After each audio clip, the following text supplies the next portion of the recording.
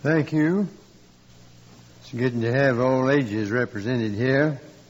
I have a big time with the old folks these days, and I go out to rest homes and so on.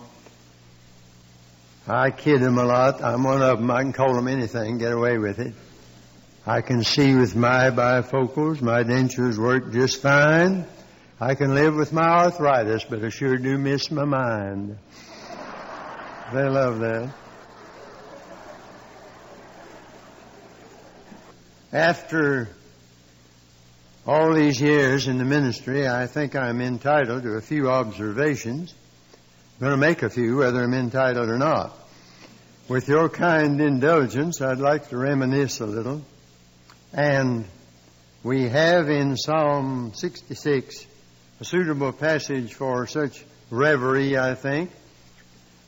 66, verse 16, come and hear, all ye that fear God, and I will declare what he hath done for my soul. I cried unto him with my mouth, and he was extolled with my tongue. If I regard iniquity in my heart, the Lord will not hear me. But verily God hath heard me. He hath attended to the voice of my prayer. Blessed be God, which hath not turned away my prayer, nor his mercy from me. At my age, I'm supposed to be retired. I'm tired sometimes, but not retired.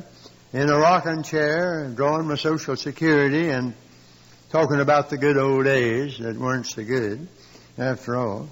Somebody wrote Horace Greeley, the newspaper man, one time, said, your paper's not as good as it used to be. He answered, it never has been. And you feel that way about the good old days. Distance lends enchantment to the view, you know. My memories begin in the old home in the foothills of the Blue Ridge Mountains. Came from a little place called Jugtown. They've got a book out about me now called Journey from Jugtown. They don't make the jugs there anymore. They used to make not only the jugs, but some of the contents therein in some parts of that community. But my old home, and I still hang on to what's left of it, and have dreams of doing it over, but that'd cost more than building a new one, so I probably won't do anything.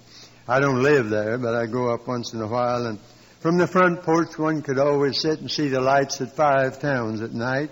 On the west, the Blue Ridge Mountains, Grandfather and Table Rock, and all the rest of them. And on the one side, I was impressed with man's progress, and on the other side, with the eternal goodness as those mountains stood like silent sentinels along the western skyline.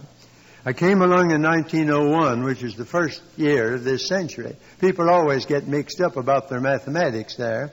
Those of you that make it to the year 2000, sure as you're born, they'll be celebrating the beginning of the new century in the year 2000. That's the last year of this century. The new one doesn't start till 01, but a lot of folks don't seem to remember that. So I'm in step, really, with the century, it seems to me. And I never did know the day when I didn't feel called to preach. I don't know how you work that out theologically, but that's your problem. I came to Jesus as a 10-year-old boy out there in the country. I didn't understand much about it. You don't have to understand it, you stand on it. I don't understand all about the plan of salvation. If there's no more to it than that, there wouldn't be much to it. I don't understand all about electricity. I'm not going to sit around in the dark till I do. So I came with what I did understand and trusted in the Lord. I felt called to preach, and when I was 12, I stood in a little old country church and asked them to license me, as we put it in those days, to preach the gospel. They laid hands a little suddenly, I'm afraid, on me, those dear farmer folk. They gave me the church approval, and 3 years later I was ordained. I didn't know much. I was a typical country boy. I not only didn't know anything, but I didn't even suspect anything most of the time. In those days, a preacher, when he was called, didn't get out a pad and pencil and start figuring what income bracket will this put me in later on, and what will be the fringe benefits, and will I be appreciated for what I'm worth, which wouldn't call for much appreciation anyhow. A call to preach settled it. You either did or you didn't. Here am I, Lord, send me. I made my first talk away from home in a little town 12 miles away, Hickory. North Carolina. I guess you'd say I'm the hick from Hickory. That was my hometown. That was the nearest town I was to use awful English. And so when we went over there, we didn't have an automobile. There weren't many Fords running around even in those days, and persuaded a neighbor to take us in his. One of the old model, old model. Jack Wurtson and I 2 weeks ago, he's got one on his place up there at Word of Life. We rode around all over the place blowing the horn and had pictures taken. Why, you'd have thought I was Billy Graham or something. But this old Ford with the bulb horn, 30 horsepower and 20 of them dead, we started across those dirt roads. And when I got to Hickory, I've been in bigger places since, but never been in one looked as big as Hickory did that night. Looked in down the aisle of the First Baptist Church, looked like a mile to the pulpit. Father and I weren't accustomed to town churches, and he said, I'll sit back here, and I went down. They put me in a chair. I stood in a chair, and the pastor of the church stood on one side, and the state evangelist stood on the other, like those fellows holding up the hands of Moses. And I did the best I could. And that's what I've been doing ever since, trying to do the best I could. That's all God asked anybody to do, is be faithful. He didn't ask you to be brilliant. He didn't ask you to be successful. He just asked you to be faithful, and that's what He'll reward you for, good and faithful servant. I didn't know much about theology. Sometimes I thought, though, the happiest fellow in the world is a brand new Christian before he's met too many Bible scholars. I didn't know any more than to believe the Bible just like it read and trust the Lord. When Amos, and he's always been my favorite preacher in the Bible, he was a country preacher for one thing. I'd like to hear Amos address the ministers' conference sometime today. I think that'd be refreshing if Amos would come along and give us one of his messages. When he went up to Bethel to preach, no ministerial committee had invited him. They asked him to leave, but they didn't invite him to come. He hadn't sent his manuscript on to headquarters to have some scribe who couldn't preach for sour apples anyway, and had never done any real preaching. Take a red pencil and go through the MS to make sure there's nothing in it to disturb the status quo. He didn't know anything about that. Dr. Kyle Yates said his time had not been spent in a divinity school. He was unwilling to be made a member of the guilds who made their living by bowing to the wishes of the people and preaching a pleasing message that would guarantee a return engagement. He didn't take the teeth out of his sermons in Tekoa and then gum it up at Bethel. When he went up there to preach, I'm sure that Dr. Amaziah, D.D., Lit D., and all the rest of it must have said to him, what do you mean coming out of the backwoods to preach? Don't you know you're in the capital? Don't you know this is the religious center even of the country? You're talking hard times and prophesying judgment. We never had it so good. Go back to the backwoods. You don't belong on the boulevards. Where are your credentials? Amos said, I'm not a preacher by profession. I am not a prophet. I'm not a preacher by parentage, not the son of a prophet. I'm a preacher by providence. The Lord called me. And that's all you need to preach anyhow. You know, we have had generalissimos. General Chiang Kai-shek was a generalissimo, and Franco of Spain was a generalissimo. And sometimes we have preacherissimos. Now, the trouble is, when they get to be a preacherissimo, they issimo more than they preach. And they don't amount to very much. But when I went up to my Bethel to preach in those days, I reminded myself that Amos didn't go up to his Bethel to make his preaching acceptable. He went up to make it available. He didn't go up to make them like it. He went up to see that they got it. When I started, they said, boy, preachers don't last. They never last. Well, I think 65 years is long enough to give it a try. But I had a fire in my bones and was weary with forbearing, and I could not stay. I never traveled any beaten paths all my life. I didn't go where they said go to school. and I didn't stay in any place long. I wanted to preach. I was restless. And I remember that since I'd started out as a boy, the old principal of the high school, now Gardner-Webb College in North Carolina, came to me and said, "Vance, you're no genius, but if I were you, I believe I'd blaze my own trail." Well, you could have knocked me down with a feather. He was getting boys ready for Wake Forest and girls for the girls' college at Raleigh, and for him to say a thing like that, and I got to thinking about it. And I followed that course through the years, but I made many mistakes and had to learn the hard way. My first pastorate was a country church, and after World War I, new ideas were going around.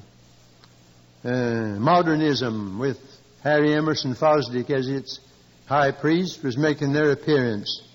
We'd had the Scopes trial, the monkey trial down in Tennessee. And it's an index to the condition of this country today that we applaud Clarence Darragh and boo William Jennings Bryan. And yet Mr. Bryan was one of the greatest statesmen who ever had a government post in this country.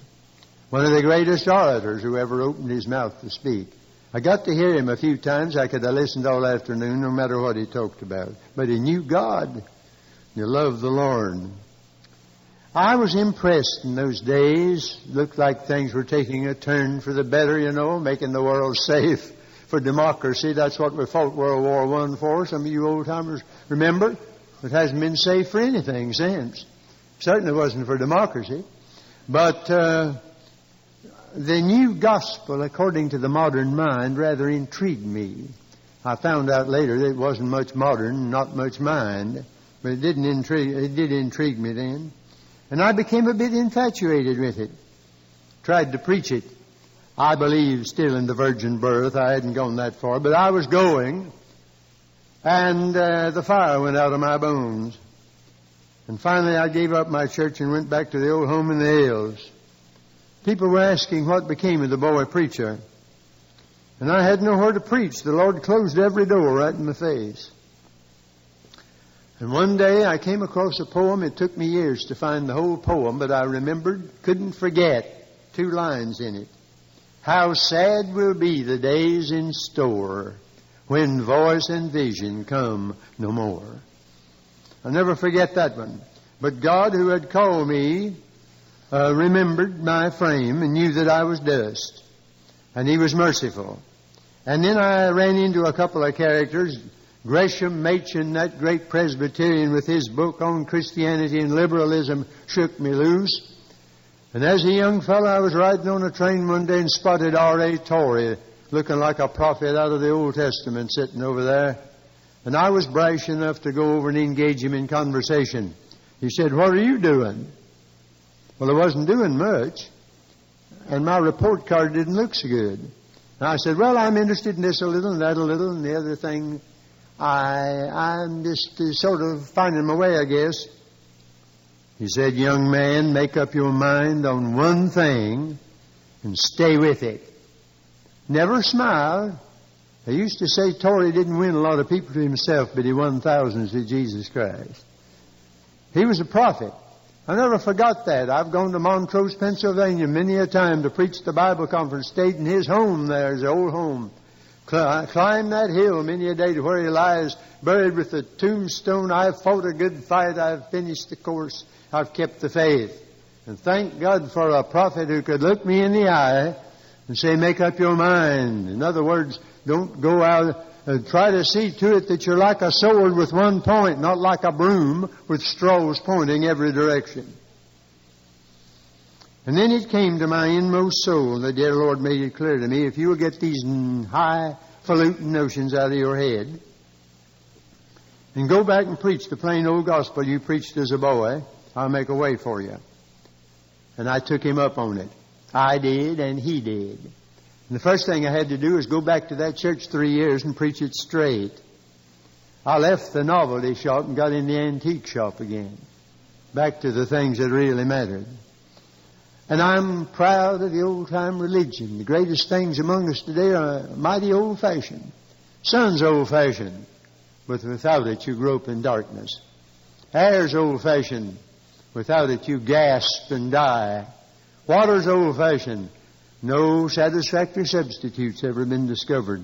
Don't you get excited over the fact that we've split the atom and gone to the moon.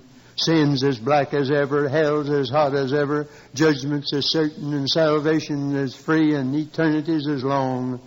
And never forget that living He loved me, and dying He saved me, and buried He carried my sins all the way. Rising He justified freely forever. One day He's coming, oh glorious day. Preach it as never before. Live it as never before. It's a sad day for any preacher, and I meet many of them over the land, and there was one redeeming thing that came out of my experience. I can spot that poison when it begins to work. And then's the time to spot it. And that's the time to head it off. It can come to a preacher not when he, like I was, is out of work, but when he's got a big church with a reputation, popular. Maybe one reason why Demas left Paul is that his name means popular. Sometimes it comes to a pastor of Ichabod Memorial Church, having a form of godliness without the power. Or Sardis, having a name to be alive and dead. A mortician can make a dead man look better than he ever looked while he's living. And the church experts can do that with the church sometimes, but God knows the difference. The Great Awakening in Nineveh didn't start with Nineveh. It started with a runaway preacher. And many a revival is waiting to begin, not in the place, but with the preacher. But if you think getting into the will of God is going to settle all your problems, and it's going to be peaches and cream from then on, change your ideas. Because you become the target of the devil when you make up your mind to live for God. I was traveling through the state of Iowa in 1938, stopped night after night at a different place and preached. One night I went to bed in Creston, Iowa. Didn't sleep a wink. Next night, not a wink.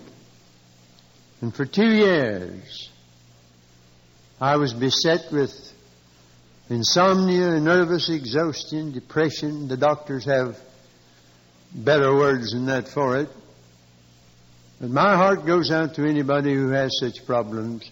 They say there aren't but two kinds of people in the world, nervous people and folks who laugh at nervous people. But I don't belong to that aggregation anymore. Because you learn the hard way. And if some dear soul says, snap out of it, you feel like saying, do you think I'm enjoying it? I'd be glad to snap out if you could tell me how. And yet the Lord began to call me into the work I'm doing now.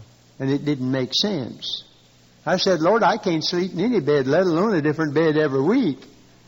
There must be something wrong with this somewhere. But the call kept coming. And I said, well, it must be like these electric eye doors that don't open till you walk in. I'm going to walk in. I'm going to start, see what happens. So I made the move. My first date was supposed to be in Grand Rapids at the old Mel Trotter Mission. And got as far as Chicago and took the flu, and they put me in a hospital, and I lay there, and the devil sat on the foot of the bed and said, now what are you going to do? You gave up your church, and you can't preach, you can't do this. I had turned down an invitation to Florida Bible Institute. I wired the man, I'll come. The doctor said, get out of this climate. Anybody who will come from the south to Grand Rapids to start in the dead of winter, something the matter with you anyhow. So I wired the man that I'd come. Got down there and met two interesting people. A long, lean, tall towhead walked up to me, one of the students. Said, I'm Billy Graham from Charlotte. I didn't know who I was meeting that day. And then there was a young lady who took mercy on me in my sad condition. She would make a bowl of soup that I could eat, and she'd leave it at the door and tap gently and run before I could open the door. She knew the way to a man's heart, you know. And it worked. And, oh, my friend, I tell you, I'll never cease to thank God that dear young lady was willing to start out with a half-sick preacher who didn't have any money and didn't know whether he could do what he was starting out to do or not. That's faith. We started out. I ran across a batch of old love letters that I'd written in 1940, 3-cent stamps, way back then. And to her, and I was trying to brace her. We were scared to death of getting married. We were a little older than I was, almost 39 before I got married. 66 before I bought an automobile. I wanted to think it over.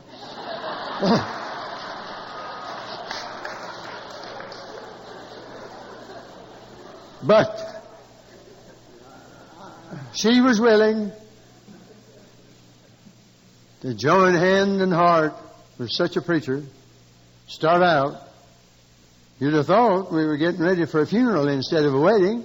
I was trying to brace her up. She didn't know it. I was trying to brace myself up all at the same time. But we took off, and for 33 years we traveled all over America. And we were not sick, and the doors opened. God met the need. All the way my Savior leads me. What have I to ask beside? Can I doubt His tender mercy, who through life has been my guide? I watch today in the church the scramble for seats in the synagogue, the top place, Degrees, recognition, knowing the right people, religious politicking. We never had more of it than we've got now. You don't have to put your name in the pot at headquarters. You don't have to know the key man if you know the keeper of the keys. He knows the men. You don't have to wait for a talent scout to find you if you're right with God and usable.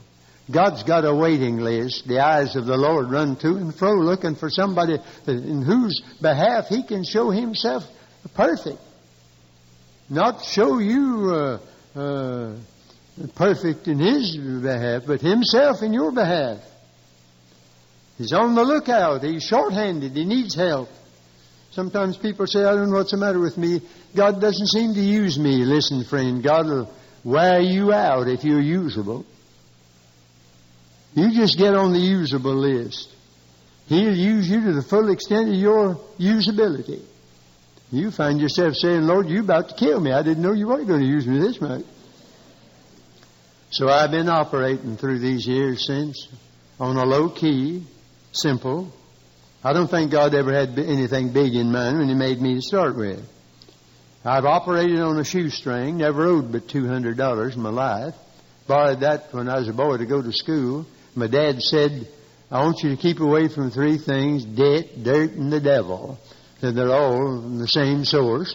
So I've tried to keep away from all three since that time. I don't even get out brochures with my picture on it. If I did that, I never would get any calls to preach. I don't know how I make it. I don't have any of the qualifications. I haven't been an athlete. Haven't been a fullback, halfback, drawback on any team. Never have had drugs. Don't have any sermons on sex. I don't know how I make it. I rode with a young fellow some time ago. He's a real Christian, but one of these quiet sort that I love. He said, Brother Havner, I've never had many exciting experiences in my life, but I guess you'd call me just plain vanilla. I love that. When I was a boy growing up on the farm, if you had ice cream, you worked for it. You got the milk and the ice and ground all afternoon. You had something sweet and cold and wet. But that tasted better then than today's fancy concoctions all smothered in goo. There's something about it, somehow or other. And I love vanilla Christian, just plain Christian. We need more of that kind as we make our way through. I never know when I sit down to some of these fancy arrangements in the ice cream parlor today whether I'm supposed to eat it or just admire it. Well, we didn't have anything to admire in the country ice cream, but it was still good. Vanilla Christians. And then in 1973, I was exercised very much at the beginning of that year about my own spiritual condition. I said I ought to be a better preacher as long as I've worked at it. I ought to be a better Christian. And I made this prayer, and don't you ever pray it unless you're ready for trouble. Lord, at any cost, bring me to the place where I can sing that old line, once earthly joy I crave, so peace and rest. Now Thee alone I seek. Give what is best. That's easy to sing and hard to come up to. God took me up on it. Sarah went to glory. On Labor Day it'll be 6 years. She died at 2:15 on Sunday morning. I preached at 11. I didn't know whether I could or not. But I preached on the forgotten beatitude. When John the Baptist sent his delegation to Jesus to ask, art thou he that should come? Or do we look for another? Now that was a low mark for John the Baptist. The man who had stood on the Jordan said, behold the Lamb of God. Now he's saying, are you the one? Or do we start looking all over for the Messiah? I'm so glad that Jesus didn't send word back to him and say, I'm ashamed of you. I'm ashamed of you. Didn't even send him a cute little tract on how to be happy in jail. Sent word back and said, tell him I'm running on schedule. The blind are seeing, the deaf are hearing, the lame are walking, the poor are having a gospel preached. And then he added this, and this is the forgotten beatitude. We know all the others. Nobody ever knows this one. Blessed is he whosoever shall not be offended in me. Blessed is the person who never gets upset by the way I run my business, God is saying. Well, I certainly couldn't understand it. I'd hoped for old age together. And here, if ever I needed somebody along, it seemed of all times, Lord, why? That little word, why. I preach sometimes on why. And then I had read before Sarah passed away in Daily Light, where Jesus said, this sickness is not unto death, but that God should be glorified. And I grabbed it. I said, that's my verse. I believe God's going to keep that verse. And I told my pastor about it. But Jesus said it about Lazarus, and Lazarus died. And God was glorified after it. And so I had to learn that he meant afterwards. Not after death, not in the hereafter, but now. I wrote that little book, Though I Walk Through the Valley. Many of you have it, and some of you have already spoken to me about it here. And I've heard more from that little book than all the other 30 that I've written. I never knew there were as many lonely people in this world as there are now. With all our amusement and all our entertainment, we've got more lonesome people than we've ever had. And so many dear souls come up, and I see a tear in their eye, and they grip my hand. They don't have any little speech to make. They've been down the valley. And I know what they mean. And then there's Psalm 84:6. About the righteous man who, walking through the valley of Baca, leaves a well. There's a new song out. I've not heard it. Leave a well in the valley. It's brand new, I think. I'd like to hear it. And that means when you have trouble in going through a dark road, dig a well for somebody else when they come along to get refreshment from it. Leave a well in the valley. Fanny Crosby could have grumbled at God for 90 years. She could have said, why did that doctor put that poultice on my eyes when I was a baby, the wrong poultice, and blind me for life? She started digging wells. Blessed assurance, redeemed, how I love to proclaim it. All the way my Savior leads me. Draw me nearer. Jesus, keep me near the cross. He hideth my soul. Jesus is tenderly calling. Savior more than life to me. When Jesus comes to reward His servants, rescue the perishing. Someday the silver cord will break. I shall know Him. Pass me not, O gentle Savior. That's just a few of them. This concludes Side 1. Continue to listen on Side 2. And there's not a Sunday that goes by that we don't drink from those wells. She could have grumbled at God, but she didn't. She took the other way out. And God gave me a new dimension and a new note that I didn't have before. Sometimes it looks like God has to have kill us to teach us some things we ought to learn without it. But if God's taking you along a lonely and hard path, He's got something in mind. So I'm back where I started. No home, an apartment, no family, but more open doors than ever, and I can't understand it. It amazes me absolutely. I never thought that I'd be going around like this. And I don't ask for them. Shipwrecked on God and stranded on omnipotence. I said that in the conference in North Carolina, and Billy Graham heard me. He lived right across on the mountain. Sent a note next morning. I'll keep it. I have it. Said, shipwrecked on God, stranded on omnipotence. That's where I want to be when He calls me. That's all He put. No. Send it to me. As I look back, beloved, I see an unseen hand, unseen but seen by faith. A lot of things have happened that didn't make sense, and I still can't figure out some of them, but God knows why. I can't put it together. And I hear people say, I don't understand, these folks want to go to heaven. They're homesick for heaven. What are you talking about? Who wants to stick around here forever? I'm homesick for heaven. Paul was. Had a desire to depart and be with Christ. Sometimes the very fact we're headed that way helps us. I heard of a fellow who was seasick. He'd lost breakfast, lunch, and supper all over the railing. One of these cheerful mortals that comes along always at the wrong time. Slapped him on the back, said, cheer up, seasickness never killed anybody. Said, don't tell me that, it's the hope of dying that's kept me alive this long. So it's the hope of dying that's kept me going. Years ago, many years ago, I had a meeting in the First Presbyterian Church of Narberth, Pennsylvania. The preacher has since gone to the most prestigious Presbyterian church in America, Fifth Avenue, New York. He's written a book, Home Before Dark, and that title intrigues me. I love that title, Home Before Dark. When I was growing up in the country, Dad had an understanding with me that I was to be back home by sundown. We didn't argue about it. We didn't do much dialoguing back in those days. Dad did a lot of monologuing. And when he laid it down, it stayed laid down. He believed he was the head of the house, and the rest of us were inclined to agree with him. So I made it a point to be home by sundown.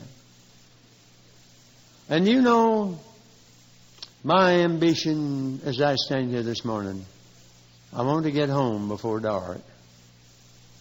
O. Henry, the short story writer, lived in Greensboro, and his last words before he died was, I don't want to go home in the dark. But I don't know what he meant. I don't mean I think what he meant. But I want to go home before dark if it'll please God. I'd like to before my physical faculties play out. I've seen some dear men. Oh, I went to see one the other day. What a rugged preacher he had been. When I walked into the room and looked at him, I'm afraid my face registered the shock, and I'm afraid he noticed it. He's gone now. But I know the day when he was such a burly physical specimen. And I found myself saying, like dear Dr. Culbertson at Moody Institute, in his last days, Lord, when thou seest that my work is done, let me not linger on with failing powers, a workless worker in a working world. I know what he meant. I'd like to get home before dark that way. And I'd like to get home before dark before I make some blunder, because, dear friend, if you're saved, you're saved. But you're never safe till you get home. Safe from blundering and safe from saying something that'll spoil your testimony. And make that last blunder on the last mile, and they'll remember that and forget everything you did back up the road that was good. That's human nature. So watch that last mile of the way. You're not home yet. Be careful about it. The man that followed Churchill, Anthony Eden, was a fine Britisher, brilliant man, but he sort of blundered at Suez. And if you mention him now, a Britisher may say, yes, too bad about Suez. But he did so many wonderful things before Suez. So watch. And then I want to get home before the lights go out in this old world. The darkness deepens, Lord, with me abide. Fast falls the eventide. It's getting dark in this old world. The night's far spent. The day is at hand. When I started out as a boy, my daddy went with me for a year or two. And then when I was on my own, he'd always meet me when I'd come in at the little railroad station. I can see him standing there yet beside that little old Ford with that old blue suit on that he hadn't had pressed since the day he bought it. And I'd go up to him and he'd always ask me one question first. How did you get along? Well, I haven't seen him in a long time. One of these days I'm going to round the curve into glory. When I get there, I'm going to see him not in the old blue serge suit, but in the robes of heaven. I believe the very first thing he'll say will be, how'd you get along? And I think I'm going to say, pretty well, Dad, and I owe a lot of it to you. And then I think as we walk down the Golden Street, I'm going to nudge him and I say, you remember, Dad, when I was supposed to get home by sundown? Well, bless God, we've both made it home before dark. And I believe you want to do that, too. They invited me up to Hampton, Virginia, to the great black college up there. They wanted me to preach for 3 days to between 400 and 500 black preachers. I nearly preached myself to death. I said, if I could get my white folks to back me up like you folks back me up, I might turn out to be a pretty fair preacher. Oh, I preached so hard, lost one of my cufflinks, never did find it. And then the last night, that great crowd gathered and sang as only our black friends can sing. Farther along, we'll know all about it. And I sat there and patted one foot and just bawled. I didn't cry, I just bawled for joy. I said, Lord, this crowd's going somewhere and I'm going with them. They know where they're going. And I hope you do too. And God help us to make it home before dark.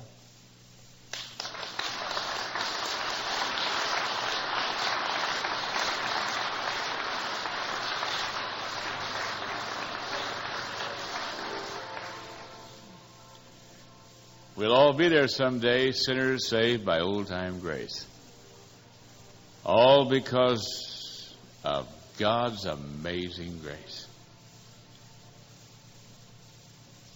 Are you going home? Are you heading for home? Are you? I can help you. Anybody can help you. You say, well, I'll tell you, I'm not sure I'm going to heaven. Let me lead you to Christ. Let me pray with you. That's very important. It's imperative. Stand with me, will you please, everybody? I'd like to have you sing just one stanza of Fanny Crosby's Blessed Assurance. Dr. Havner listed all those great songs from Fanny Crosby. This one, I'm sure, would be a good benediction. We're going home before dark. When we get there, all will be sunshine. This would be a great benediction for this morning. Let's sing the whole song, shall we? Listen here. Blessed assurance.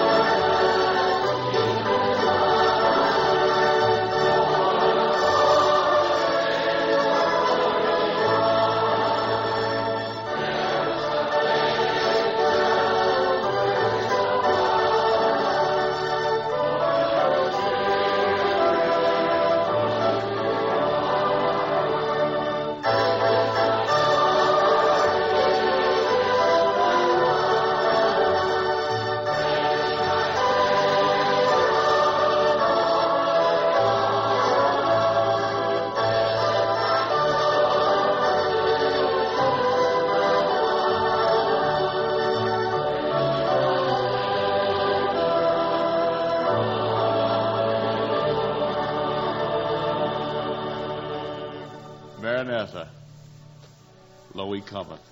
And all God's people said,